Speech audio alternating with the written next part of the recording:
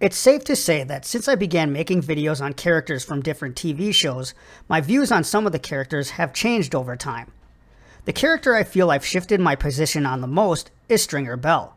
Don't get me wrong, I still think Stringer is a ruthless, cold-hearted person who did a lot of straight-up evil stuff, but in terms of his role in the fall of the Barksdale organization, I think that warrants another look. In my original analysis, I focused more on Stringer's problems and why he failed, but I think things are less cut and dry than I originally thought. He's a tragic person that got in over his head and had no way out. I would imagine at some point before the show, Stringer wanted to be a straight businessman and only got into the game to get some money so he could do what he really wanted to do. Think back to the final scene with Stringer and Avon. As the two of them stand on a rooftop overlooking the harbor, they reminisce about the time Stringer stole a badminton set. This brief story at first seems like just a fun memory, but it gives us a big glimpse into why Stringer becomes the person he does in the show. He was always someone that wanted more, even if he didn't know why he wanted it or what it even was. So why does him stealing a badminton set from a toy store seem so significant years later? The badminton set symbolizes the life that Stringer wanted, but he wasn't supposed to have. He wants more but doesn't know how to get it, so he has to steal it. Once he has it, he doesn't know what to do with it or how it works. He doesn't even have the right setting, like a yard, to use it. Avon tells him not to steal it, and he does anyway. Badminton is a game that is typically played by friends and family in a safe place like a yard or a park.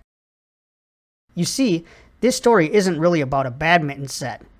It's about what Stringer always wanted, which was to enjoy the success of life in a safe place with his best friend.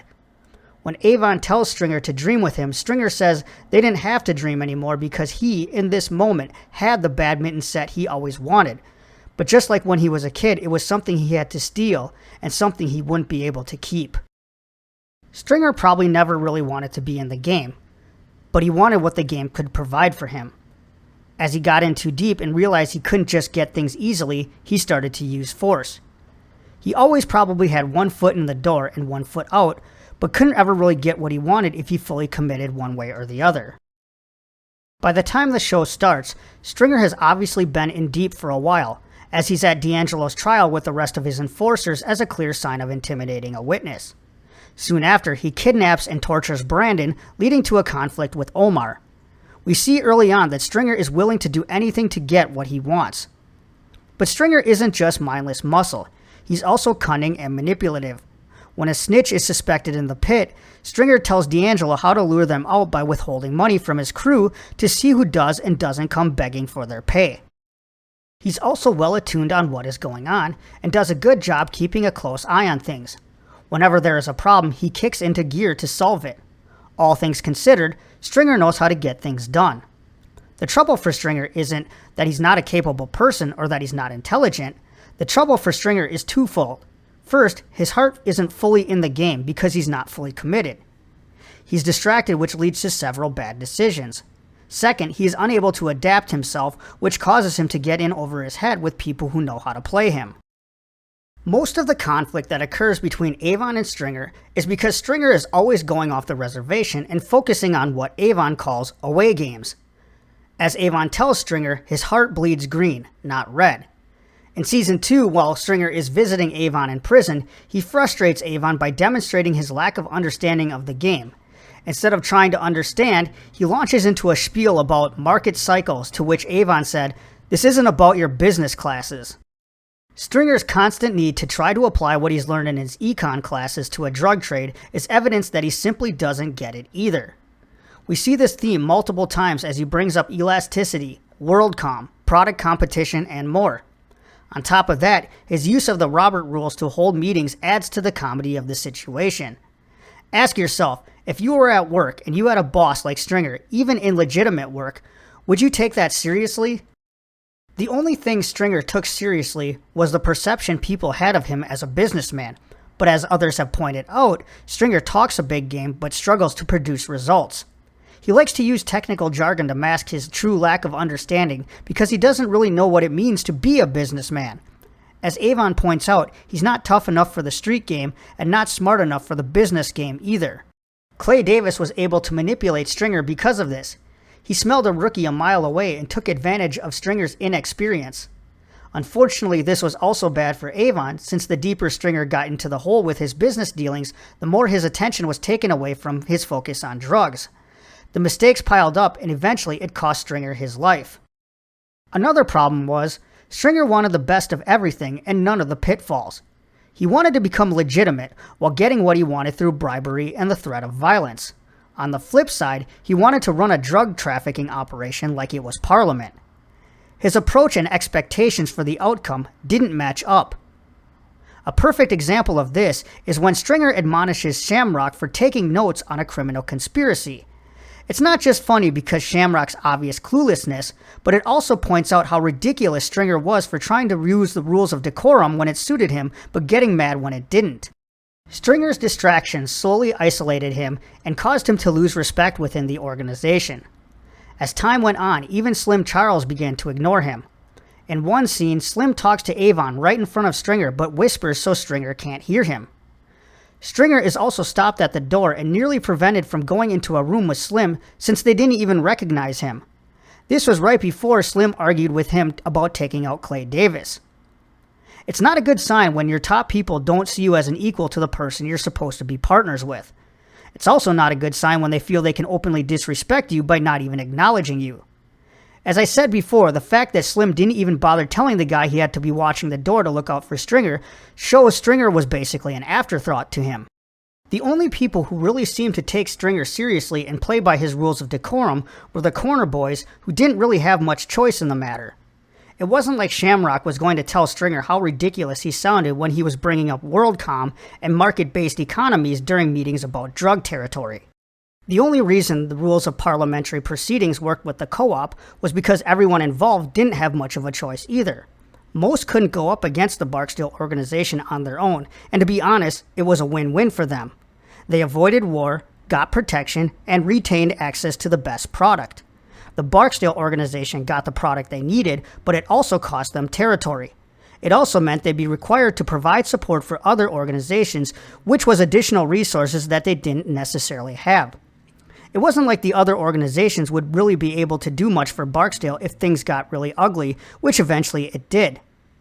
It really was a negative venture in the long run, since the Barksdale organization had to give up quite a bit compared to everyone else and didn't get much in the long run, particularly because the threat of being cut off was always there. In essence, Stringer enslaved the Barksdale organization to the co-op. It makes sense why Avon was so frustrated with Stringer's insistence on working with the co-op. When you look at it from Avon's perspective, the amount they had to give up and what they got in return didn't seem like an equal exchange in value. The problem for Stringer went beyond playing away games. The deeper question is why he was interested in playing these games in the first place. It's not like Stringer was looking to turn the drug trade into some sort of altruistic industry, and that's why he set out trying to make changes. He genuinely wanted to separate himself from the streets, not just because of the criminal aspects and risks that came along with it, but because he saw himself as more than that. Unfortunately, he never was more than that, as much as he wanted to be. His whole push to sort of civilize the drug game was nothing more than an act. As soon as things didn't go his way, he got angry, and all of his decorum talk went out the window. Case in point, even something as small as Poot pointing out that Stringer's approach was going to make them look weak, he lost it on him and basically told Poot he was too ignorant to speak. Eventually, Stringer decided that getting Avon out of the picture was the only way he'd be able to get what he wanted. In the scene with Colvin, he tells Bunny that he's just trying to make sense of this game. Even at the end, he seems to not understand how Avon would not want to follow his new way of doing things. As he tells Colvin, it's just business. When confronted by Muzone and Omar, Stringer tries to pay them off, to which Omar says, "You still don't get it."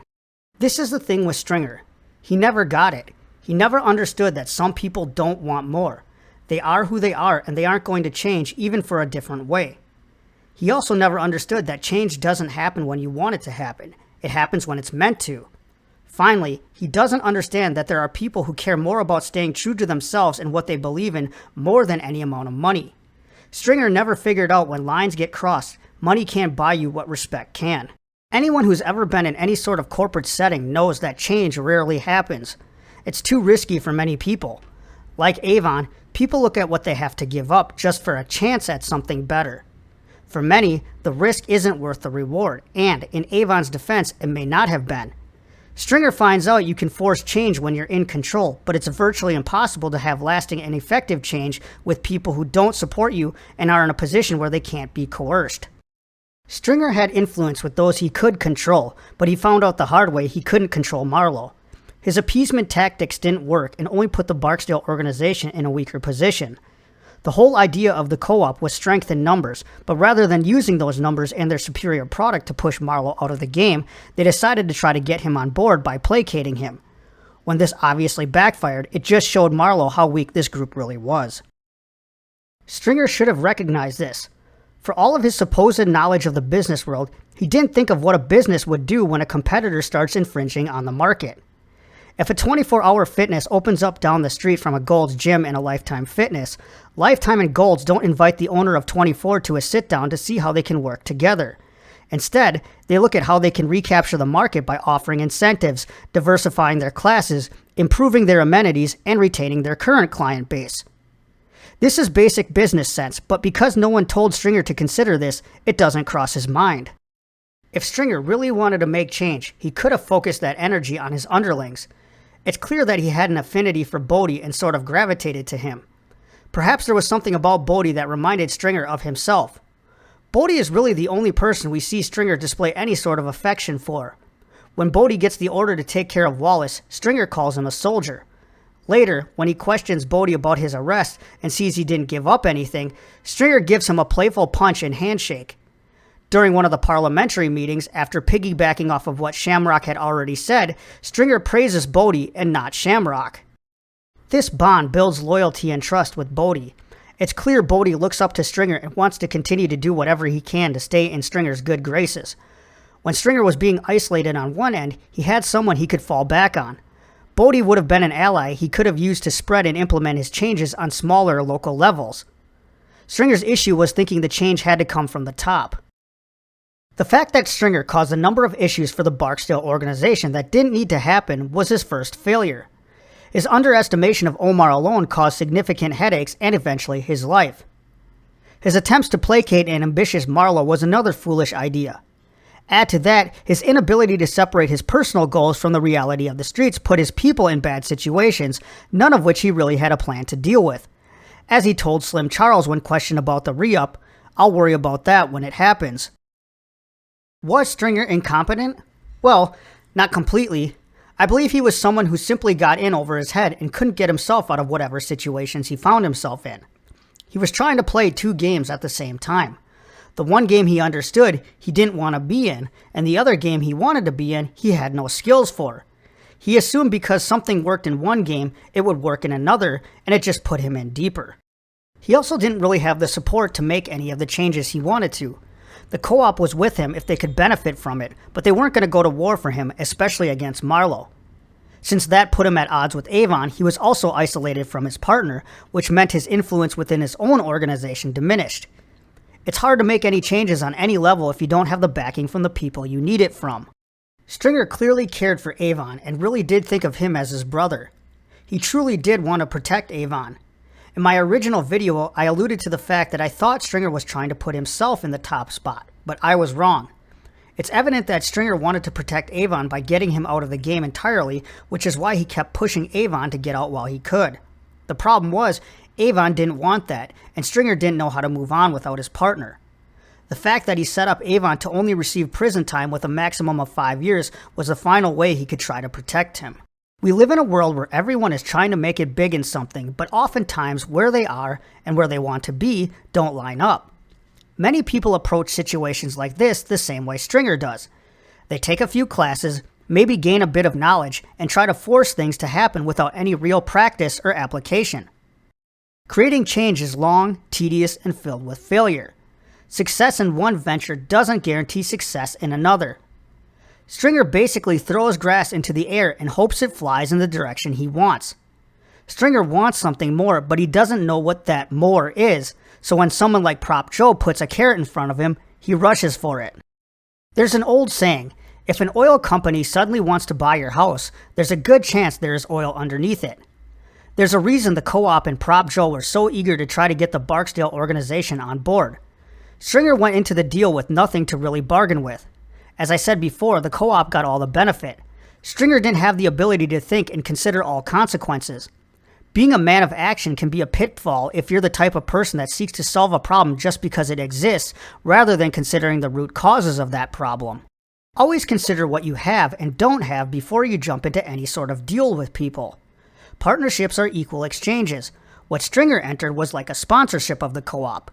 Later, we saw how weak the co-op really was. Marlowe was basically able to take over the whole thing and everyone just fell into line. This was no equal exchange and Joe played Stringer from the start. Avon saw this for what it was. As he told Brianna, they fought for those corners, so giving them up would be giving up everything. He was right. It's ironic that Stringer, a man that desperately wanted to make it big in real estate, couldn't see the importance of holding on to territory that they fought for and just willingly gave it up for little to nothing. He didn't even demand a tax for sales on the territory they gave up. Being done with territory was fine, but there was no strategy to phase things out. It was just an overnight change. Customers don't generally adjust pleasantly to an overnight change. Consider the fact that people don't even like when they go into Walmart and the store displays have changed. The point is, change is fine, but if it's not implemented in a strategic way, it can end up putting you in a worse position. Stringer also underestimates Marlowe's motivation. Marlowe is young, and to him there was no new way of doing things, there was only his way of doing things. Marlowe wanted to be king. He had no interest in being on a committee. Despite this, Stringer thinks he can show him the co-op is a better route. Let's go back to the scene where Stringer talks with Marlowe. Despite all the correct things that Stringer tells him, Marlowe's expression shows that he translated the message as, "We got a whole group of people standing in your way and you need us." Marlowe takes this as a declaration of war and violence quickly follows. You may have the magic ticket to success, but there are always going to be people who don't want it from you. I can't tell you the number of times I've tried to establish partnerships or collaborations with people that seemed like they would be a slam dunk, but they still fell through. Individual motivation is much greater for most people over the greater good. Before you look to partner with someone or another organization, try to figure out what their motivation is. You can't offer them something that they don't want or care about. Figure out what they want and tailor your offer. Stringer's problems escalate because he must go behind Avon's back to get things done.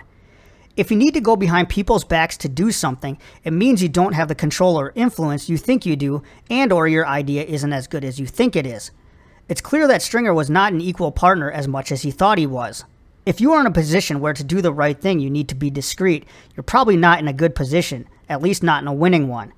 If you need to hide what you do for fear of being called out or retaliated against, you're not with someone who respects you. It's really that simple.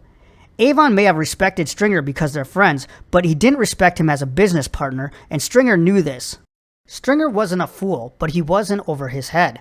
The fact that Clay Davis pulled a pretty basic scam on him that he didn't even catch on to until Levy explained it showed Stringer's lack of discernment. Also, he approaches all of these business ventures alone and without any guidance. Levy even told him, "You should have run it by me first." Stringer is used to one game where he can just say a word and get things done because he's one of the top dogs. In the game he wants to play, he is low man on the totem pole and doesn't know there's a right and wrong way to get what he wants. He was picked for a sucker right from the start, and since he struck out on his own, he got taken for a ride. If you try to belong everywhere, you'll belong nowhere. You'll have no support, no allies, and no influence. This is why Stringer's story is really kind of pathetic. On the outside, he's a calculating, cold-hearted killer, but on the inside, he's an insecure person. As Avon puts it, you a businessman, you don't want to get all gangsta wild with it. Meaning, if you want to be a businessman and handle your problems that way. The streets got nothing to do with this, and if you have to go that route, then you're not much of a businessman. Though it was too late, Avon finally admitted Stringer had the right idea. All that violence over a few corners cost way more than it was worth. It's unfortunate that Stringer couldn't find the right way to influence Avon. That's one of the hardest things to master for a second in command.